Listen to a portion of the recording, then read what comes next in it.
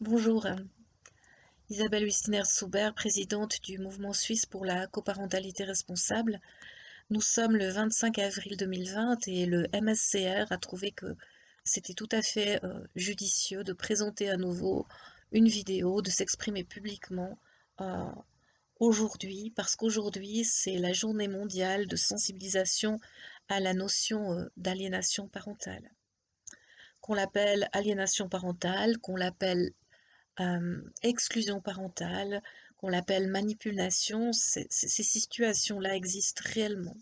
Elles font de gros dégâts, elles sont toujours très méconnues, leur prise en charge est toujours insuffisante à ce jour, et le MSR se battra aux côtés des parents exclus jusqu'à ce que ça change, jusqu'à ce qu'une amélioration arrive. On a été là toutes ces dernières semaines pour assister des parents directement. On n'a plus été là pour s'exprimer publiquement parce que chacun d'entre nous avait fort à faire avec le Covid, avec la propre situation qu'il vivait, soit en relation avec la santé, soit en relation avec une organisation familiale ou professionnelle, hein. Mais on ne vous a pas oublié et on va continuer à se battre.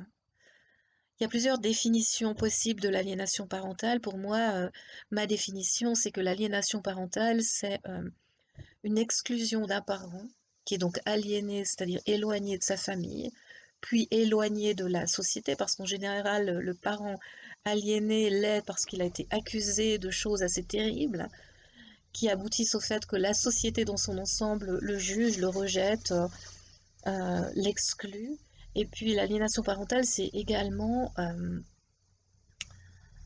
l'aliénation qui rend fou.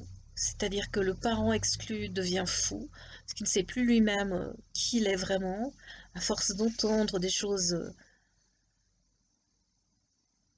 je trouve pas d'autre mot qu'ignoble, enfin, alors voilà, à force d'entendre des choses ignobles et surtout en décalage avec la réalité, ce qui l'amène à s'interroger sur le fait que peut-être il aurait une mauvaise perception de lui-même. Et puis l'enfant également devient fou, parce que l'enfant tire des conclusions à partir de la réalité qui sont en total décalage, dans une totale démesure, de manière exagérée. L'aliénation parentale, elle résulte parfois de la décision volontaire d'un des deux parents d'exclure l'autre parent pour se venger, pour avoir raison, pour avoir gain de cause, pour être vu comme le bon parent. Et puis parfois, elle résulte d'un conflit de loyauté qui est un mécanisme interne de l'enfant qui voit un de ses parents souffrir plus que l'autre, qui voit un de ses parents être en grande détresse et qui prend son parti parce que l'enfant est loyal. Il est loyal à ses parents. Quelle qu'en soit la cause, il faut vraiment intervenir de suite, réagir dès que possible. Et ça n'est hélas toujours pas fait. Ce qui complique la donne, c'est qu'il y a réellement des situations de maltraitance graves, qu'il y a réellement des gens qui sont narcissiquement pervers, qui ont des mécanismes de défense, qui ont des mécanismes de manipulatoires pour s'adresser à autrui. Mais à l'heure actuelle, je vais terminer avec ceci. Euh, je pense que l'aliénation parentale, c'est une mise en scène de la maltraitance envers l'enfant. C'est une mise en scène totalement dramatique, grandiose, où il faut des spectateurs à convaincre euh, que l'autre parent est mauvais. Il y a un des deux parents qui s'attribue le bon rôle, l'autre est le parent désigné comme le parent mauvais et maltraitant. Et peu importe la réalité de la chose, et maintenant le but du jeu, c'est de convaincre le spectateur, c'est de convaincre autrui de devenir partie prenante, d'avoir un avis défavorable sur le parent qui exclut. Et si on arrive à avoir un peu de recul, il y a vraiment un parallèle qu'on peut faire entre cette mise en scène-là et la mise en scène d'une pièce de théâtre. C'est vraiment le gros drame absolu.